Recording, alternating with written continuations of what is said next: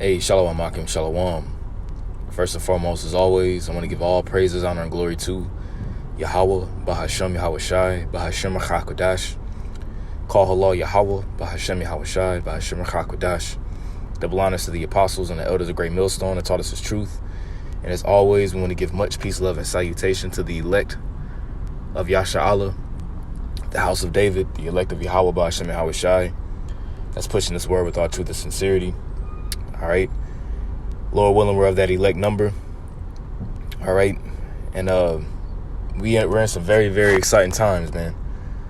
And we're in the time right now where biblical prophecy is really, really manifesting itself on a higher level.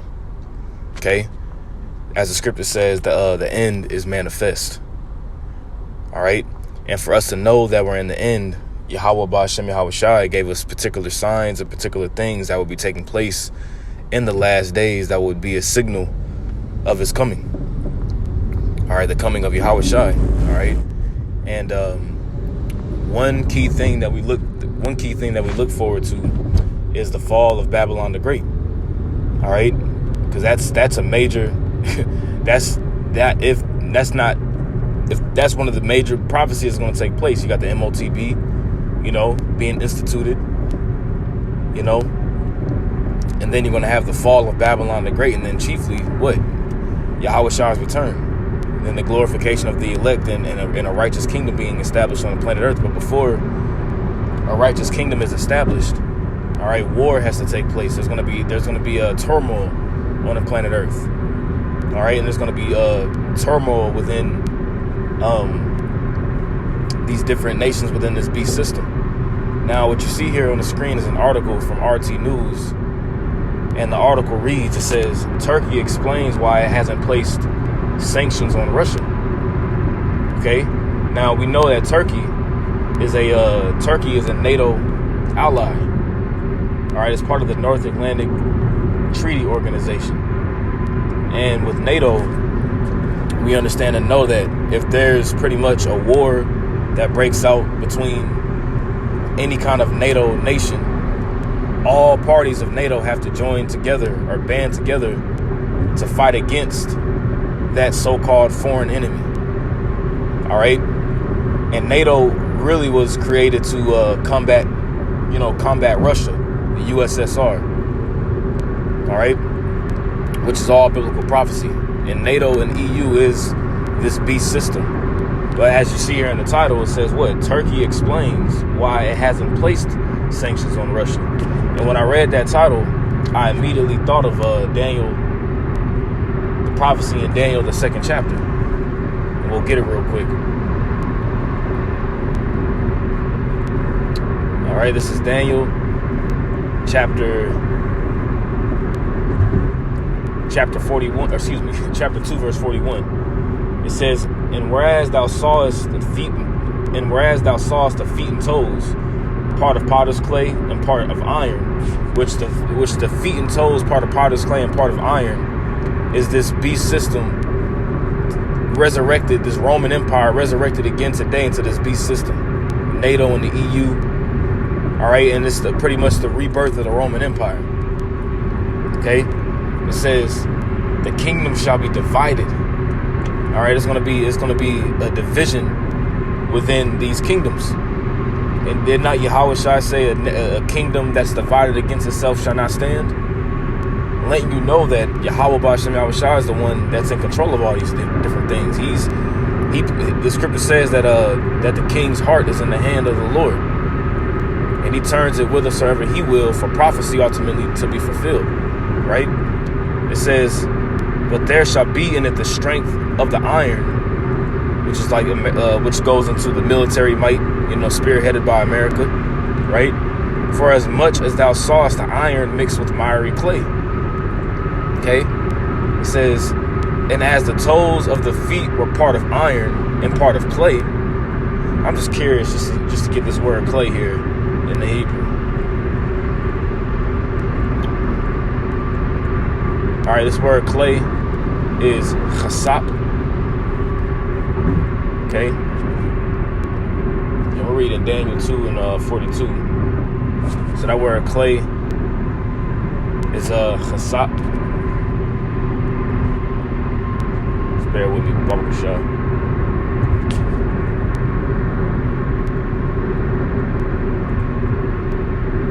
So it just says clay or potsherd, which is weak.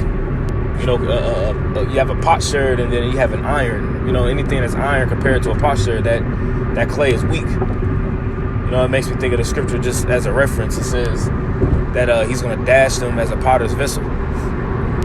You know, with the rod of iron as a potter's vessel. Letting you know that clay compared to iron is even more weak, right? It says, and whereas thou sawest iron mixed with miry clay, they shall mingle themselves with the seed of men. So they be mixed and mingled amongst these different nations, right? It says, but they shall not cleave one to another, even as iron is not mixed with clay. And this is a prime example as to them not being cleaved one to another. Okay? Let's get that word cleave. That word cleave in Daniel 2:42 is debak. All right, debak, which literally just means to cling. Okay, it just means to cling. So they're not going to cling one to another, and to cling means to be joined one to another. You see.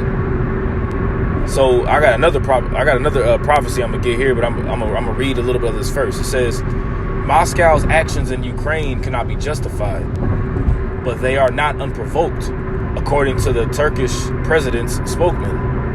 And who you see here on the screen is President Recep Tayyip Erdogan, right? So it says Turkey does not follow the Western lead in sanctioning Russia because it is guided by pragmatic economic considerations and a policy of balance. The Turkish president's spokesman Ibrahim Kalin has said. So they're not going to put no sanctions on Russia due to particular economic ties that they have with Russia. And Russia is a world exporter in natural gas. You see, so they're like, nah, we're not gonna put no sanctions on Russia, even though America, you know, which spearheads the beast, is like, nah, you know, we're gonna put sanctions on Russia, and these other different nations follow suit. Turkey's like, nah, we ain't gonna do that. You see, because back in the past. You know, back in the past, they would have to, because, you know, America is known as the hammer of the earth. But this goes to show you the weakness of Esau, Edom's kingdom now, man. And prophecy being fulfilled. Because it tells you in Revelation 17, it says to put it in his mind for a time.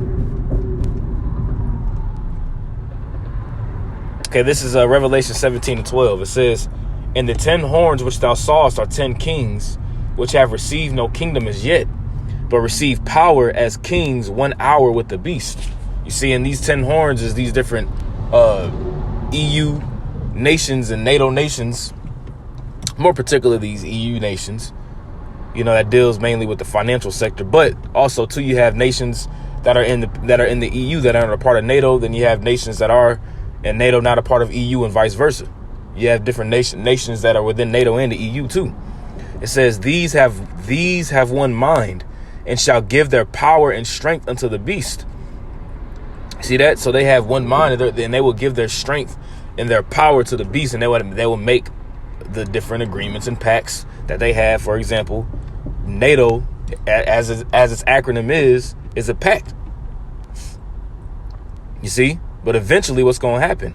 Verse 16, it says, and the 10 horns which thou sawest upon the beast, these shall hate the whore, because the whore is America. So these different nations that are in league with America eventually are going to turn on this place, and shall make her desolate and naked, and shall eat her flesh and burn her with fire. And that goes into thermonuclear destruction, war. All right, verse 17 is the point. For the Most High hath put in their hearts to fulfill his will. You see that? Let's read that part again. For the Most High hath put in their hearts to fulfill his will, and to agree, right, and give their kingdom unto the beast, until the words of the Most High shall be fulfilled. And the words of Yahweh B'Shem Yahweh Shai are almost all fulfilled in the sense of what? Prophecy taking place, in the sense of Babylon the Great being destroyed. But we know that before Babylon the Great could be destroyed, the MOTB has to be pushed, right? So let's read this again. Turkey does not follow the Western lead in sanctioning Russia because it is guided by pragmatic economic considerations and a policy of balance, the Turkish president's spokesman, Ibrahim Kalin, has said. In an interview with Haberturk TV, Kalin said that Ankara, which is the capital of pretty much, not the capital of Turkey. Well, I'm going to say it is the capital of Turkey, if I'm not mistaken. Let me just double check. Yeah, the capital of Turkey, Slovakia. So I was right. It says in an interview with Haberturk TV, Kalin said that Ankara is pursuing a policy of balance when it comes to its relations with Russia.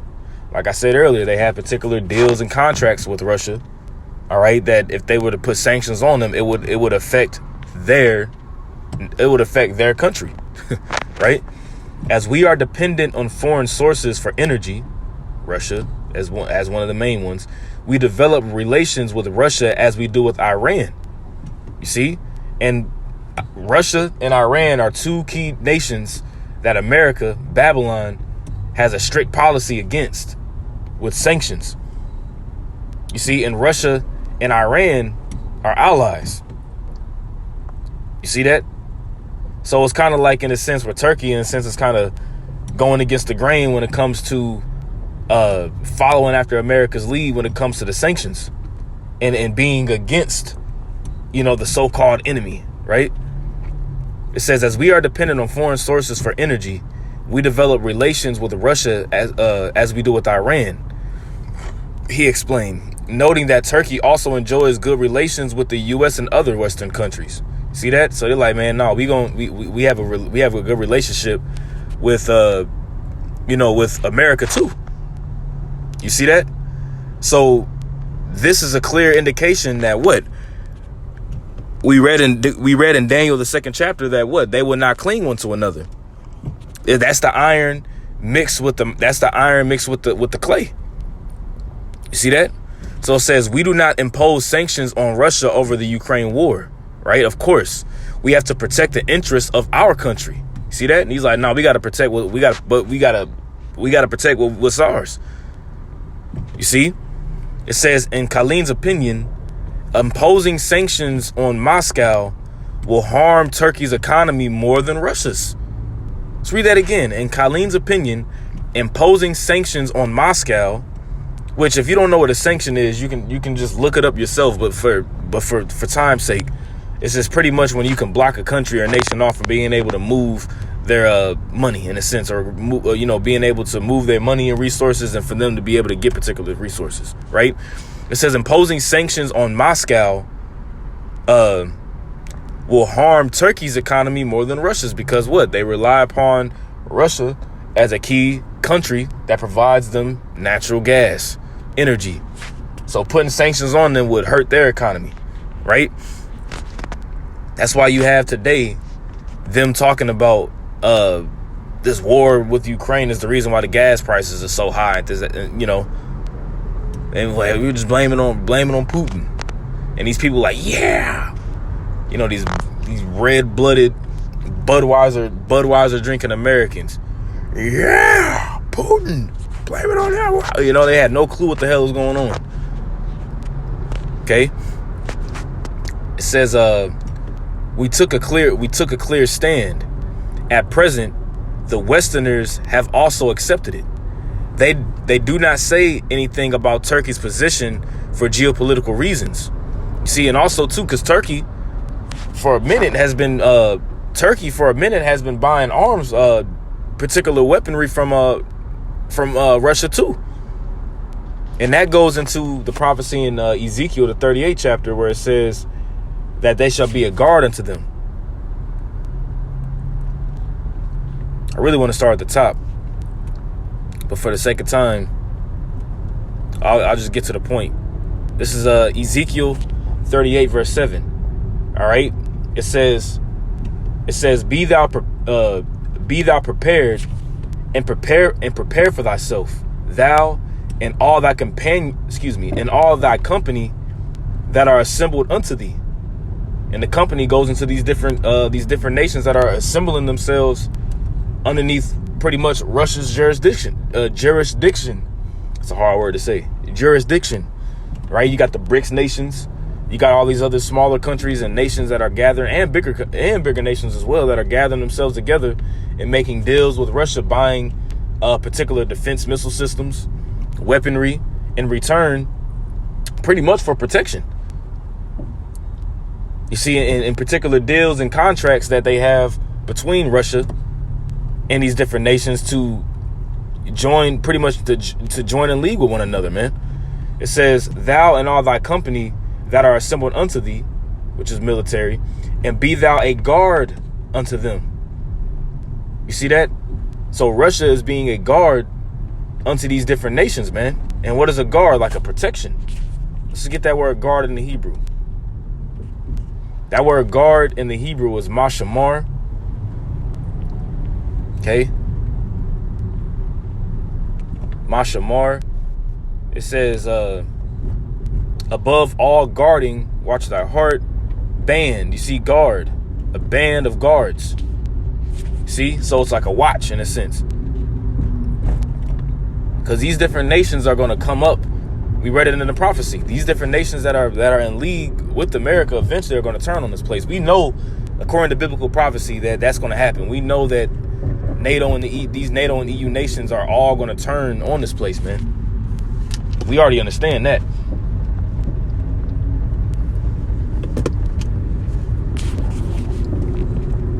Salaki, well, those that are in the know understand, right?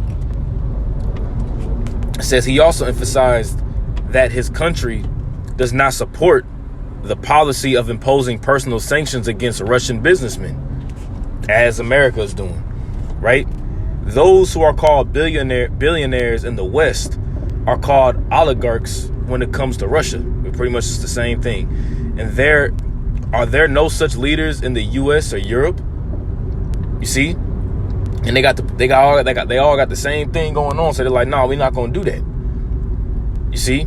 Whereas you can't even move your funds or move your money, right? Khalid made it clear that his country views Russia's military operation. Man, let me get over it. Read this again. Khalid made it clear that his country views Russia's military operation as an invasion, and states it clearly and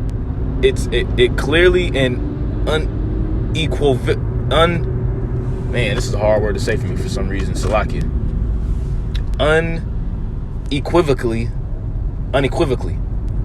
However, he stressed that Turkey continues to talk to both Ukraine and Russia as the longer the war, the higher the cost. Because with this war taking place, you have,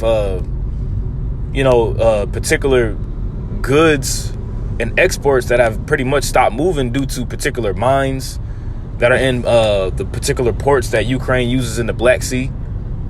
You know, main key ports that have been closed that export grain and wheat, which Ukraine is the 5th leading exporter of wheat in the world. You see? So and even with that, you know, you're going to have higher energy costs. You're going to have other particular goods that can't be moved. You see, energy that can't be transported out, right? It says, frankly, there is no other country that makes an effort to bring the two sides together. And why can't the two sides come together? Because of prophecy, man. And when you read it in Revelation 20, one of my favorite scriptures to grab, I'm just going to get to the point. Revelation, the 20th chapter. All right, and I'm just going to get to the point here, because this goes into Satan, which Satan here is really talking about Esau. After his 1,000-year captivity was up, what happened? It says, and when the 1,000 years are expired, pretty much are up, Satan shall be loosed out of his prison and shall go out to deceive the nations which are in the 4 quarters of the earth, which he's doing right now with his wine and his philosophies, right? Gog and Magog, which is Russia, to gather them together to battle. This is the reason as to why you've been seeing for years in, more so now, Russia more prevalent within the news. Russia more prevalent against particular things going on in the world. the number of whom is as the sand of the sea. You see, so they're not going to come together due to prophecy, right? It says, it will set an example that cooperation can be made on certain issues, even in a war environment, Khalil claimed. He emphasized the role Ankara was playing in negotiating solutions to certain globally important issues, such as grain supplies from the conflict-torn region, as I was explaining earlier. Who will eventually talk to Russia if everyone burns their bridges? Excuse me, let me read it again. Who will eventually talk to Russia if everyone burns the bridges? He asked. Khalil admitted that he cannot predict at which point Russian military forces will leave Ukraine, but stressed that war has short-term, medium, and long-term effects, and it does. You know, and we're seeing the short-term turn to the medium effects right now, which these effects will in turn to long-term effects, which will ultimately bring forth the destruction of Babylon the Great. Okay, because all these different nations are going to be led into the valley of Yahweh Shaphat and fight, and the Lord is going to put it on them to do it. My prediction is that we will be busy with the war and its effects for the next 10 years. The next 10 years. And that's if we're even still here, right? The war may end, but its effects will continue in a different way.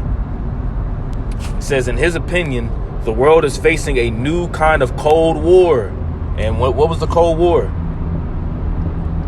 What was the Cold War? The Cold War, for lack of better words, was pretty much a confrontation between Russia and America. See? So it says the world is facing a new kind of Cold War, and that's, well, let's go back to Ezekiel 38 and get the prophecy. Ezekiel 38:1, and the word of Yahweh came unto me, saying, Son of man, set thy face against Gog, the land of Magog, the chief prince of Meshach and Tubal. And when you break that word, Russia down, it's Ra'asha, which means chief prince, right? And prophesy against him and say, thus saith the Lord Yahweh, behold, and Apostle Tahar brought that out, right? Behold, I am against thee, O Gog, the chief prince, there it is, of Meshach and Tubal, and I will turn thee back and put hooks into thy jaws. See, and a hook is pretty much letting you know that also, too, that you have the control of something, too. When you put the hook or the bridle in an animal, that lets you know that you are in control of it. Letting you know that what? The Lord put the spirit upon Russia to be doing this. And Putin, it says, and I will bring thee forth, and all thine army, horses and horsemen, all of them clothed with all sorts of armor, even a great company with bucklers and shields, all of them handling swords. And the swords is the modern day missiles, the guns, the tanks, helicopters, jets, planes, submarines. You see, their weaponry, right? Persia, which is Iran, Ethiopia, and Libya with them, these particular nations within Africa. All of them with shield and helmet. Gomer and all his bands. You see, the house of Togama of the North Quarters and all his bands, and many people with thee. Oh, also too, there was another prophecy. Is it Jeremiah 51? Man, let me see. Let me just kind of skim through real quick here. For some reason, I have a hard time spelling the word. I want to say it's in Jeremiah 51. Just bear with me, Baba Kashar. I'm going to try to find it real fast. It's either Jeremiah 51 or it's in Jeremiah 50, but yep, here it is. Jeremiah, this is Jeremiah 51, verse 27. Check this out. It says, set ye up a standard in the land, blow the trumpet among the nations, prepare the nations against her. Against who? Against Babylon, right? Call together against her the kingdoms of Ararat. Now, what is it? Says against her, right? Ararat, that's how you say it in Hebrew. Ararat, right? It says where the ark rested, used perhaps at a wider reference. But where is Ararat located? Let's look it up. The territory of Ararat. a district in eastern Armenia between the river Araxes and Lake Vans in Oruma. But what is Armenia? Armenia, officially the Republic of Armenia, is a landlocked country located in the Armenian highlands of Western Asia, right? It is part of the Caucasus region and is bordered by Turkey to the west. So Armenia is bordered by Turkey to the west of Turkey, right? And keeps highlighting territory, man, for some reason. Shit, I'm not trying to do that. But when you look up Ararat, Mount Ararat, large peak in Turkey. Mount Ararat is a snow-capped and dormant compound volcano in the east, in the extreme east of Turkey. So Ararat is in Turkey. That whole region. Ararat, Mini. Which I want to say Mini is Romania, if I'm not mistaken. Then again, I could be wrong. Let me double check here. Mene is Manya. A region in Armenia. So that same region, Ashkenaz, which is Germany, right? Appoint a captain against her. Who's the captain? Russia. Gog and Magog, read it in Ezekiel 38. Cause the horses to come up as the rough caterpillars. You see? Prepare against her the nations with the kings of the Medes, which is the Russians, Gog and Magog. Well, it says kings of the Medes now, but when you look at an ancient map, the Medes dwelt within the land of where Russia is today. The captains thereof, and all the rulers thereof, and all the lands of his dominion. You see that? Proving that Turkey will be a part of that company with Russia. You see that? That's prophecy. That's prophecy, right? It says, in his opinion, the world is facing a new kind of Cold War with strong anti-Russian sentiment in the West and anti-Westernism spreading in Russia. So it's a combat going on between, you got anti-Westernism and anti-Russian going on in both countries. See, and that's the Lord, Call Halal Yahweh Bashem Yahushai, man. There will be massive tectonic repositions, Colleen claimed, which is going to turn nuclear. Commenting on the reasons behind the Russian offensive in Ukraine, the spokesman refuted Western claims about Russian President Vladimir Putin's irrationality, saying that sometimes the West prefers to irrationalize the issues instead of confronting it. You know, that's their over-dramatization of Russia. In his opinion, the problems in relations between Russia and the West started in the 1990s when Russia, in response to a changing global geopolitical order, offered the West the chance to make a new balance agreement that would reflect those changes. See, but the Lord didn't want that.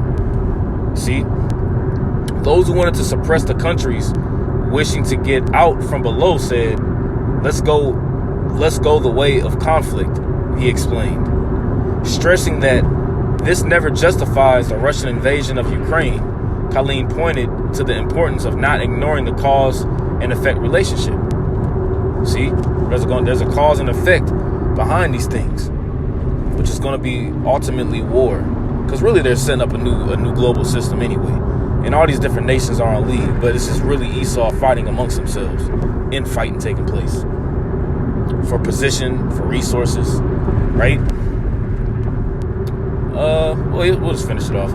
It says Russia attacked Ukraine in late February following the neighboring state's failure to implement the terms of the Minsk agreements, first signed in 2014, and Moscow's eventual recognition of the Donbass republics of Donetsk and Lugansk,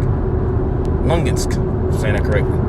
The German and French bordered protocols were designed to give the breakaway regions special status within the Ukrainian state. The Kremlin has since demanded that Ukraine officially declare itself a neutral country and will never join the U.S.-led NATO military bloc, because that's the reason a key reason as to why Russia is like, hell no. Because that pretty much puts NATO in Russia's backyard in a sense, right? It says Kiev insists the Russian offensive was completely unprovoked and has denied claims it was planned to retake the two republics by force. See, and that's mainly it. That's all that I really wanted to get in this article. But the key point was the fact of how Turkey, a NATO nation, is pretty much on NATO's side to a sense, but it is also on Russia's side too, and they're openly showing you. You see, proving the prophecy in Daniel the 2nd chapter that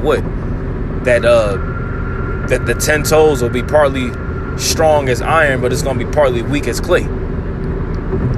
See? So, Lord willing, this lesson was edifying. I want to give all praises, honor, glory to Yahweh, Bahashem, Yahweh Shai, Bahashem, Rachak. Double honors to the apostles and elders, a great millstone that taught us his truth, and peace, love, and salutation to the elect. Shalom.